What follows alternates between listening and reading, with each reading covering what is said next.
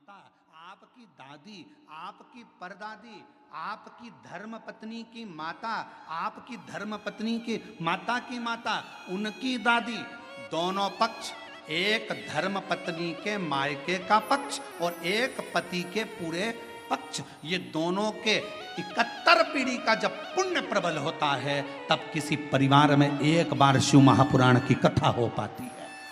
धन एकाग्रित करना सरल है, पैसा इकट्ठा करना सरल है, व्यापार बढ़ाना सरल है, व्यवहार बढ़ाना सरल है, पर अपने कुल में एक बार शिव महापुराण की कथा का आयोजन करना बहुत कठिन है। क्योंकि जब कोई पुण्य की प्रबलता हो, एक धर्मपत्नी का भी पूरा कुल 71 पीढ़ी, कहीं मायके की कोई शुद्ध भाव से भगवत भजन की रमी हो, कहीं इधर भी पति का पूरा कुल, कहीं परमात्मा की दादा परदादा पिता पर कोई पुण्यता होगी, तब जाकर कोई पुण्य की गुल्लक प्राप्त हुई होगी और वो फूटी हुई होगी। आज संचेती परिवार अगर इस कथा का यजमान पद ग्रहण करा है तो देवता भी कृपा कर रहे होंगे कि ये करुणा का एक आनंद सुख है, ये मौका मिला है। और शिव महापुराण की कथा करवाना कोई सरल विषय नहीं, इतनी अड़चने आती है क्योंकि शंकर की कथा है, ये कोई साधारण कथा नहीं है। शंकर भगवान विष्णु जी का विवाह हुआ, तारीख निकली, तिथि निकली, पल निकला और भगवान विष्णु का लक्ष्मी जी के साथ में मां लक्ष्मी जी के साथ विवाह हो गया। ब्रह्मा जी का विवाह ब्रह्माणी के साथ हो गया, इंद्र का विवाह इंद्राणी के साथ हो गया। पर शंकर भगवान के विवाह की तारीख निकली, तिथि निकली, समय निकला, इतनी बजे फेरे होंगे, इतनी बजे विवाह होगा। शंकर भगवान की शादी उतनी बजे हुई नहीं, जो तिथि थी, जो तारीख थी, उस पर शादी ही नहीं हुई। 15 दिन निकल गए, सारी बारात खड़ी थी। शंकर भगवान से पूछा क्या विचार है, शादी वादी करना है कि नहीं करना है। शंकर भगवान बोले मेरा पाउडर का डिब्बा घूम गया, जब तक पाउडर का डिब्बा नहीं मिलता तब तक मैं तैयार नहीं होऊंगा, और तैयार नहीं होऊंगा तब तक मैं शादी करने नहीं जाऊंगा। अब पाउडर का डिब्बा कौन सा, इंतजार करा। 20 दिन के बाद आवाज आई, राम नाम सत्य है, राम नाम सत्य है। शंकर भगवान कहने लगे तैयारी कर लो बारात ले जाने की, मेरा पाउडर का डिब्बा आ गया, पाउडर का डिब्बा। और जो मुर्दा आया, जला, भस्म तैयार हुई, शिव जी ने धारण करी, नंदी पर सवार होने लगे। नंदी पर बैठे 33 कोटि देवता नगाड़े बजा रहे, दुमदुमियां बजा रहे, भगवान शंकर नंदी पर बैठे। नंदी पर भी बैठे तो उल्टे, नंदी का मुंह इधर था, शंकर जी का मुंह उधर था। इंद्र ने जाकर ब्रह्मा जी से कहा ऐसी कोई बारात अच्छी लगेगी, शिव जी का मुख उधर है और नंदी का मुख इधर है, जरा पूछो तो सही ऐसे क्यों बैठे हैं। ब्रह्मा जी ने जाकर कहा आपकी शादी हो रही है, कम से कम सीधे तो बैठ जाओ। शंकर भगवान बोले हमारा कोई बाप नहीं, हमारा कोई भाई नहीं, बारात कैसे देखेंगे, आगे से नंदी देखेगा, पीछे से हम देखेंगे, इसलिए उल्टे बैठे।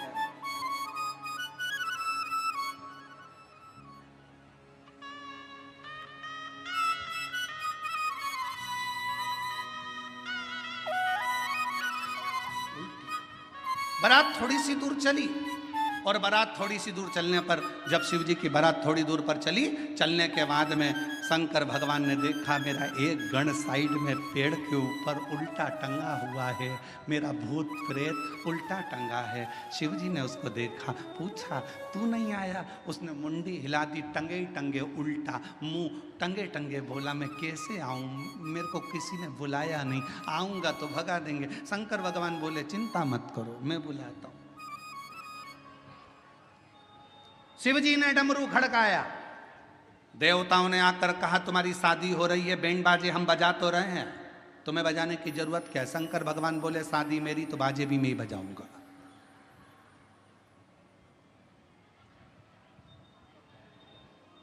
आत्मनिर्भर भारत,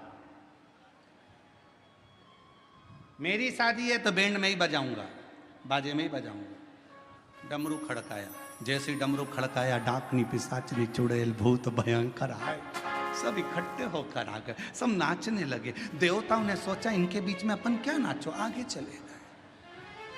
देवता सबसे आगे, बीच में भूत चुड़ैल, उसके बाद में शंकर जी।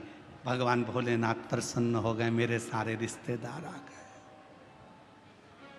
इंद्रदेव ने ब्रह्मा जी से कहा प्रभु देवता आगे नाच रहे हैं, कोई भांगड़ा कर रहा है, कोई कथक कर रहा है, कोई गरबा कर रहा है, कोई कुछ कर रहा है, पर भूत चुड़ैल जो नाच रहे हैं, इनके नाचने का पता नहीं पड़ पा रहा कि यह कौन सा डांस है। ये समझ में नहीं आ। इतने में ब्रह्मा जी ने इंद्र से कहा, जो देवता नाच रहे वो भांगड़ा, कथक, गरबा ये सब समझ में तो आ रहा है ना? हाँ, पर ये भूत चुड़ैल समझ में नहीं आ रहा है, क्या नाच रहे हैं? ब्रह्मा जी ने कहा, जो भूत चुड़ैल शंकर जी की शादी में नाचे, इसी को लोग कलयुग में डिस्को कहेंगे। इसी को लोग कलयुग में डिस्को, ऐसा लगेगा जैसे ततैया खा गया। मेरा नाम चिंचिंचू, अब लग जाए ततैया खा गया ऊपर से। और डांस का पता ही नहीं चलता, लोग ऐसे डांस करते हैं जैसे खुजाल हो गई शरीर में, खुजाल, समझे क्या?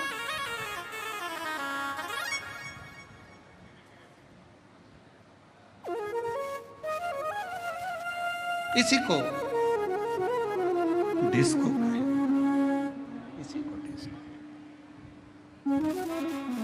अब शंकर तो शिव है, अड़भंगे, सबको साधा मेरे शंकर ने, सब। शिव के पास कोई अहंकार की कोई भी एक परिभाषा नहीं, अहंकार का कोई संबोधन नहीं। भगवान पांडुरंगा हरि विठल से स्वयं संत तुकाराम जी पूछ रहे हैं कि शिव को आपने सिर पर बिठाया, क्यों? क्योंकि उन्होंने काम को जला दिया था, अहंकार को नष्ट कर दिया था। शिव के पास ना काम है ना अहम है, शिव के पास तो केवल एक राम नाम है, उसके सिवाय कुछ नहीं, कुछ नहीं। और कलयुग केवल नाम आधारा, सुमर सुमर उतरहि पारा। कलयुग में केवल नाम की आधार शिला को जो समझ लेता है, अहम को त्याग नहीं। दुनिया की सबसे बड़ी बीमारी एक ही है, व्यक्ति का अहंकार। शुगर की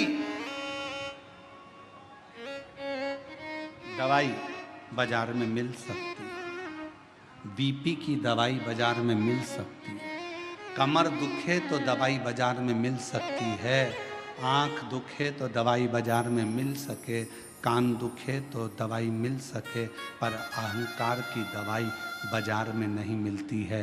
अहंकार को समाप्त करने की दवा मेरे शंकर भगवान के पास है। मेरे वो ना काम रहने देता है ना अहंकार रहने देता, दोनों का त्याग करवा देता, दोनों।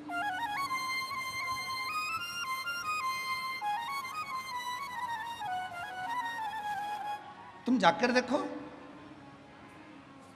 राम जी के मंदिर में जाओगे तो तुम्हारे लिए आसन बिछाया जाएगा, कृष्ण भगवान के मंदिर में जाओगे तो तुम्हारा आसन भी बिछेगा, सरसरिष्ठता रहेगी। पर शंकर जी के मंदिर में इतनी भी जगह नहीं रहती कि आसन बिछाया जाए, जमीन पूरी गीली, चारों तरफ गीला गीला। कोई इधर से आया लोटा ढोल गया पानी का, कोई उधर से आया तो पानी शंकर जी को चढ़ाना था, तेर पे चढ़ाकर चले गया। शिव है, तुम कितने भी करोड़पति हो, धनपति हो, वैभवपति हो, सत्तापति हो, चाहे तुम्हारे पास में कितना भी वैभव है, पर शंकर के मंदिर में, शिव महापुराण में और शंकर जी के दरवाजे पर अहंकार समाप्त हो जाता है। वहां तुम्हारे पास क्या है क्या नहीं वो पूरा समाप्त हो जाता है, वो तुम्हारे घर पर होगा। शंकर के दरवाजे पर तो केवल एक शून्यता रहती है और वो शून्यता में शिव बसता है, और वो बसता है तो जीवन का कल्याण करता है। शून्यता। बेजापुर कब आया? छत्रपति संभाजी नगर से चले गाड़ी को लेकर, आगे आया 70 किलोमीटर दूर बेजापुर, और आगे बढ़े 60 किलोमीटर, और आगे बढ़े 57, 56, 55, 54, 53, 52, 51, फिर और आगे बढ़ते बढ़ते 50, फिर फिर 49 से चलते चलते चलते चलते चलते चलते धीरे धीरे और आगे बढ़े। बेजापुर 10 किलोमीटर, बेजापुर से और आगे बढ़े, वहाँ से और आगे बढ़ते बढ़ते बेजापुर फिर 9, आप लोग बोलते जाओ 8, फिर 7, बेजापुर 6, 5, 4, 3, 2, 1। उसके बाद बेजापुर आते से ही मिलेगा 0। बोलो सही है कि गलत है? अरे जम के तो बोलो। बेजापुर कहाँ आया? जहां 0 आया, 0 आया, समझ लो वहां बेजापुर आ गया। छत्रपति संभाजी नगर यहां से जा रहे हो, चलते चलते 70 किलोमीटर से बढ़ते बढ़ते 10 किलोमीटर पे पहुंचे। 10 से 9, 8, 7, 6, 5, 4, 3, 2, 1 और बाद में 0 आ गया। छत्रपति संभाजी नगर आ गया। पुणे गए, चलते चलते 0 आ गया। बेंगलोर गए, चलते चलते 0 आ गया। मुंबई गए, चलते चलते 0 आ गया, तो मुंबई आ गया, पुणे आ गया। 0 पर स्थान नियुक्त है। उसी तरह जब तुम्हारे भीतर एक शून्यता, ये कुछ भी मेरा नहीं है शिव शंकर, सब तेरा है, जब एक शून्यता आकर खड़ी हो जाएगी, समझ लेना तुम शिव के दरवाजे पर आ गए और शिव तुम्हारे हृदय में आकर विराजमान हो गया। शून्य है।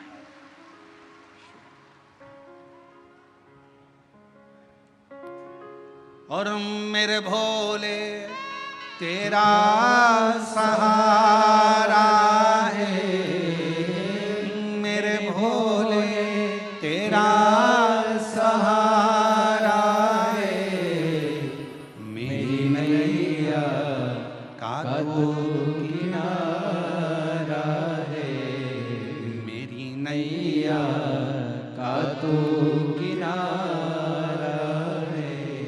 मेरे बाबा तुझे पुकारा है, मेरे बाबा तुझे पुकारा है, मेरी नैया का तो किनारा है, मेरी नैया का तो किनारा। उस शिव को समझने के लिए शून्यता की जरूरत पड़ती है। हमारे नासिक क्षेत्र में, हमारे महाराष्ट्र में प्याज बहुत होता है। बोलो सही है कि गलत है? काय की खेती ज्यादा हो रही है? प्याज की। और हमने देखा जब हम लोग कथा करने के लिए जा रहे थे, शाहदा गए, नासिक गए और भी जगह, छत्रपति संभाजी नगर आए, जब आ रहे थे, जा रहे थे, तो हमने देखा वहाँ पर प्याज के बड़े बड़े, बहुत बड़े बड़े गोडाउन टाइप के बने, और उन प्याजों के लिए इतने सारे पंखे चल रहे थे। पंखे, तो हमने गाड़ी रोकी, हमने पूछा क्यों भैया ये पंखे क्यों लगाए? तो कहा ये प्याज के लिए पंखे लगाए। बोलो सही है कि गलत है? प्याज के लिए पंखे क्यों लगाए? तो कहा अगर सड़ जाएगा, गर्मी रहती है तो अंदर से सड़ जाता है, तो पंखे लगाना जरूरी है। फिर हमने देखा कि एक खटिया पर एक पिताजी बैठे थे और वो एक पुष्टे से हवा कर रहे थे। तो हमने पूछा भैया ये कौन है? तो क्या हमारे बाप है, हमारे पिता। तो हमने कहा प्याज के लिए तुमने 50 पंखे लगाए, बाप के लिए एक भी पंखा। तो फिर उस गोडाउन वाले ने पूछा तुम कौन हो? हमने कहा सीहोर वाले। अच्छा मिश्रा जी? हमने कहा। उन्होंने कहा हमारा नाम लेके तुम कहीं बोलना मती। हमने कहा कसम से नहीं बोलेंगे, तुम्हारा नाम तो लेंगे ही नहीं, पक्का।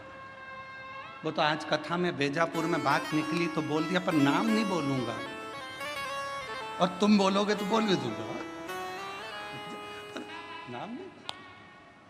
लगाए प्याज के लिए 50 पंखे, बाप के लिए पुष्टा।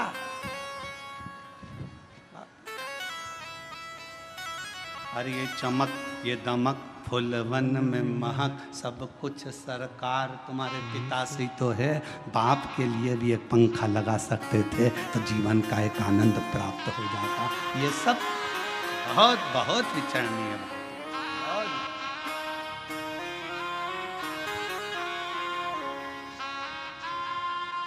कभी मौका लगे तो हमारे सीहोर में आकर देखो, हमारे बाबा के धाम पर, कुबरेश्वर धाम पर, वृद्ध माताओं के लिए, बुजुर्गों के लिए, आम भक्तों के लिए जो वहाँ भोजन प्रसाद होता है, मेडिकल व्यवस्था होती है, चिकित्सा व्यवस्था होती है, बच्चों के लिए जिनके पास एजुकेशन का पैसा नहीं होता उनके कॉलेज की फीस, स्कूल की फीस सब वहाँ से जमा होती है। बच्चों के पास जिनके पास किताबें कॉपियाँ नहीं होती, समिति उनको किताब कॉपी स्कूल की दिला देती है।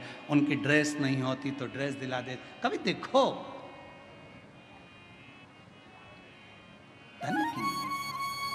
भाव की मूर्ता, सारी डिग्रियां, सारा वैभव पृथ्वी वाले देखेंगे।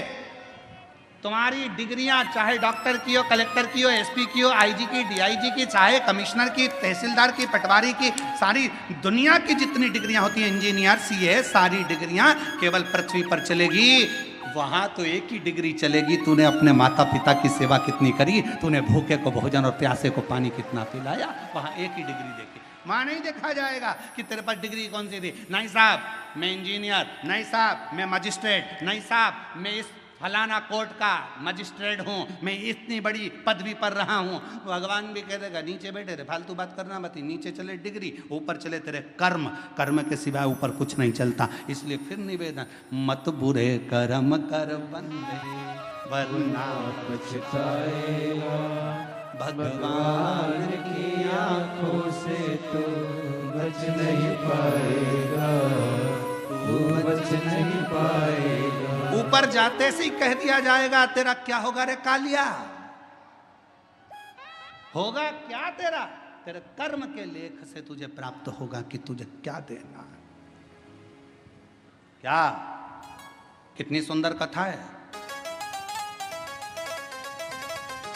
एक बहुत विद्वान महाराज जी मर गए, बहुत विद्वान, खूब प्रवचन देते थे, मर गए, ऊपर गए।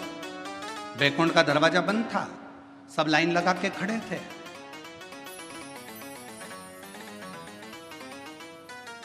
सवेरे बैकुंठ का दरवाजा खुलेगा जब सबको बैकुंठ में प्रवेश मिलेगा। बैकुंठ जाने की लाइन में महाराज जी भी खड़े थे। महाराज जी से आगे एक व्यक्ति और खड़ा था, टोपी लगाया था, जीन्स पहना था, थोड़ी थोड़ी जगह से फटी हुई थी, जोरदार जूते पहना था, चाबी का छल्ला घुमा रहा था। महाराज जी ने मन में सोचा कैसे कैसे लोग बैकुंठ आ जाते हैं, बता, इनको बैकुंठ आना था, इनको तो नरक जाना था। सवेरे बैकुंठ का दरवाजा खुला, नाम लिया गया, आ जाओ साहब, आ जाओ साहब। चाबी का छल्ला वाला व्यक्ति आया, तुम कौन?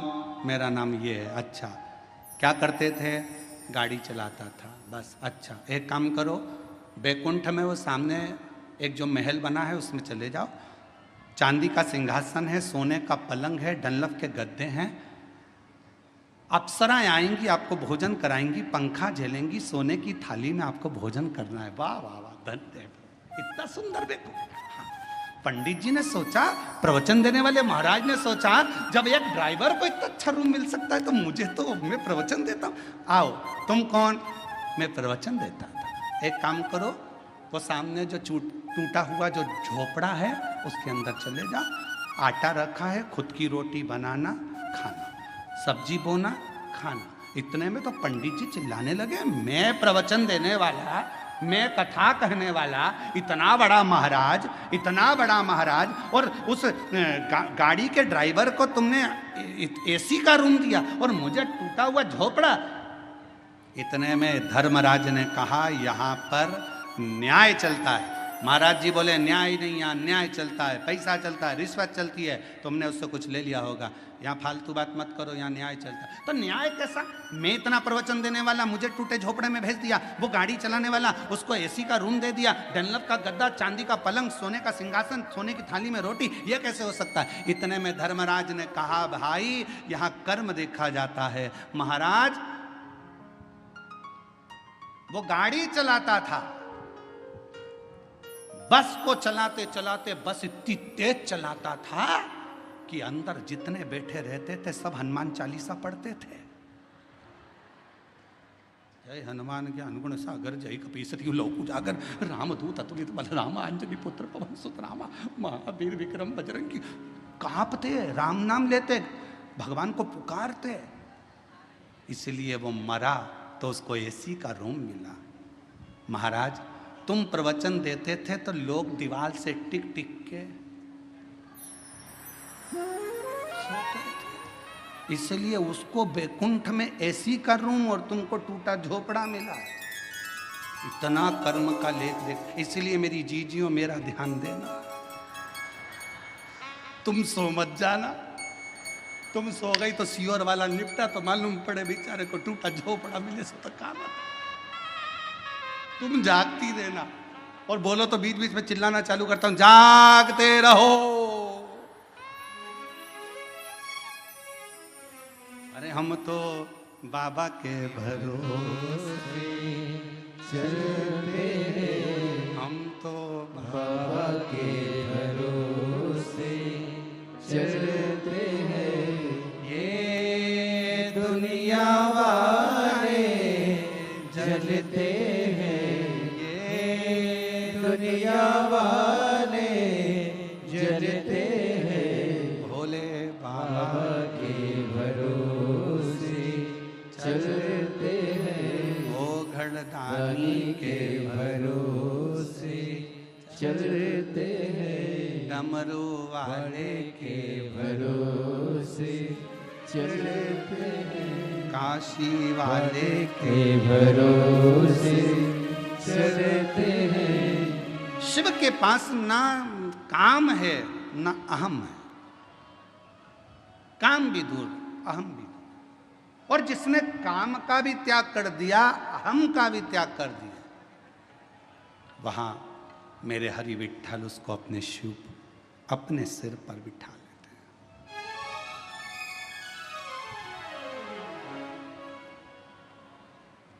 अपने मस्तक पर बिठा लेते हैं।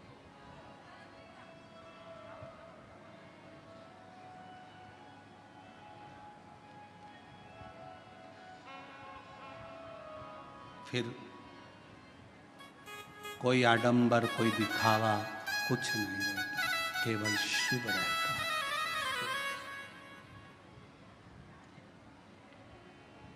वो एक लाइन आप लोग गाते हो ना, देहाची तिजोरी भक्ति चाँच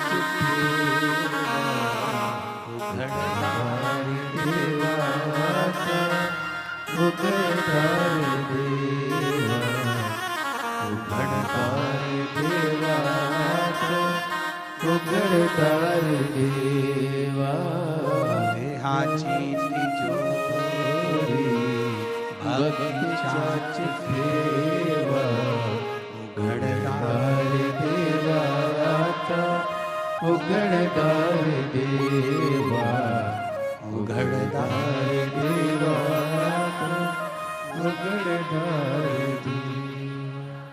अब ये शरीर जो मिला वो शिव के लिए ही तो मिला है, भजन के लिए ही तो मिला, सत्कर्म करने के लिए मिला।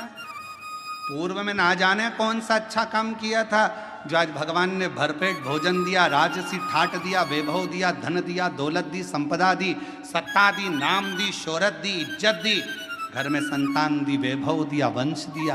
ये पूर्व का कोई कर्म करा होगा, नहीं तो तुम्हारे नाम के तो कितने पैदा हुए, तुम्हारे साथ में ना जाने कितने पैदा हुए। एक ही हॉस्पिटल में कितने बच्चे उसी तारीख को, उसी तिथि को, उसी पल में, उसी घड़ी में कितने पैदा होते हैं। क्या सब करोड़पति बन जाते? क्या सबका नाम चल जाता? नहीं, तुम्हारे पूर्व में तुमने कुछ अच्छा कर्म करा था तो आज बाबा ने दिया है। आज कर कर जाओगे फिर बाबा दे देगा, और फिर कर कर जाओगे फिर दे देगा। नहीं तो एक ही नाम के राम सिंह राम सिंह राम सिंह नाम के ढेर, भानु प्रताप भानु प्रताप भानु प्रताप ढेर। 15 तारीख को जितने जन्म लिए 15 को ढेर सारे जन्म लिए। 9:15 पर जितने जन्म होंगे 9:15 पे ना जाने कितने करोड़ बच्चे जन्मा होंगे, कितने लाखों जन्मा होंगे। पर तुम्हारे ऊपर शिव की कृपा हुई है तो मतलब कहीं ना कहीं तुम्हारा पूर्व का कर्म अच्छा है। कहा कोई पिछले जन्म के अच्छे कर्म मुझे बाबा तेरा साथ मिला। कोई पिछले जन्म के अच्छे कर्म मुझे बाबा तेरा। ये पूर्व का कर्म अच्छा था, अच्छी पत्नी मिल गई, अच्छा पति मिल गया, अच्छे बच्चे मिल गए, अच्छा कुटुंब मिल गया। एक भी गड़बड़ निकल जाता तो हालत खराब हो जाती।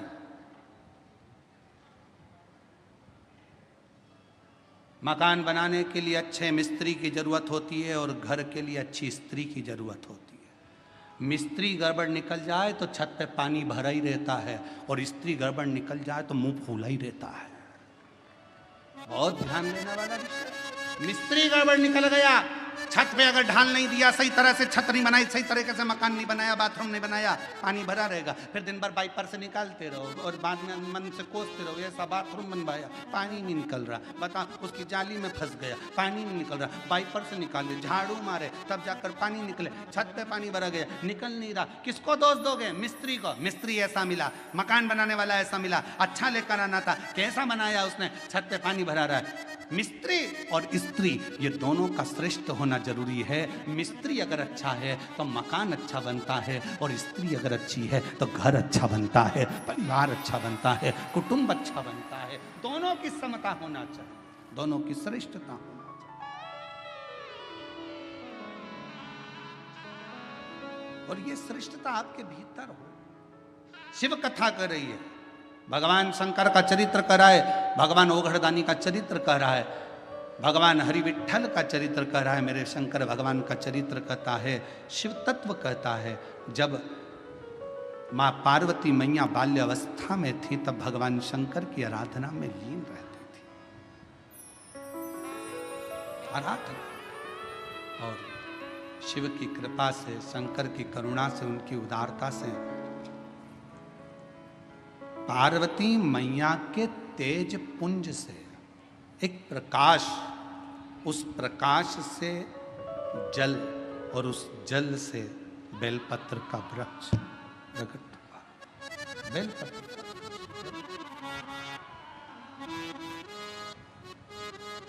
और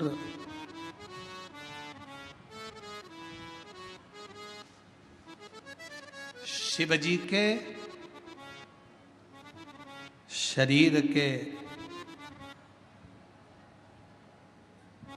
शिव जी के नेत्र अश्रु से, शरीर के भाग के जल से रुद्राक्ष का पेड़, रुद्राक्ष का पौधा होता है और माँ जगत जननी दुर्गा भवानी, माँ आदि शक्ति, माँ भवानी के शरीर के तेज प्रकाश जल से बेलपत्र का पौधा होता है। बेलपत्र का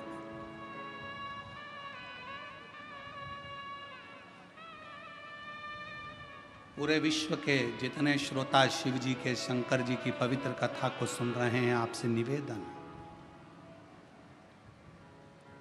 चातुर्मास के 4 महीने में एक नियम बनाओ। मैं ज्यादा कुछ ना कर सकूं तो 4 महीने में कम से कम 4 पौधे मैं बेलपत्र के जरूर लगाऊंगी, कहीं ना कहीं बेलपत्र का वृक्षारोपण जरूर। क्यों? मान लो हम चले भी गए और हमारे परिवार के लोग मान लो शंकर जी की पूजा नहीं कर पाए, भगवान शिव की आराधना नहीं कर पाए, भगवान शंकर की भक्ति ना कर पाए, तो मेरे द्वारा लगा हुआ ये बेलपत्री का पौधा बड़ा होगा, कोई ना कोई इसकी पत्ती तोड़कर शिव जी को चढ़ाएगा, कम से कम मेरे कुल का उद्धार होगा, मेरे वंश का उद्धार होगा, मेरी पीढ़ी का उद्धार। लगाओ। हम ज्यादा पौधे लगाने का नहीं बोल रहे आपसे, आपसे तो 4 महीना चतुर्मास के 4 पौधा लगाने का एक बना लो कि मुझे एक बेलपत्री का पौधा हर महीने लगाना है। और वो पौधा ऐसा मत लगाना जैसा दुनिया के राजनेता लगाते हैं, सुबह लगाते हैं शाम को बकरी खा जाती है, ऐसा पौधा ना लगाइए। बुरा लगे तो बोल देना, रे भाई हो, हमारी बात का लोगों को बुरा बहुत लगता है इसलिए अभी बोल दे रहे हैं, क्षमा मांगते हो। ऐसा पौधा ना लगाइए कि सुबह लगाया शाम को बकरी खा गई, नहीं।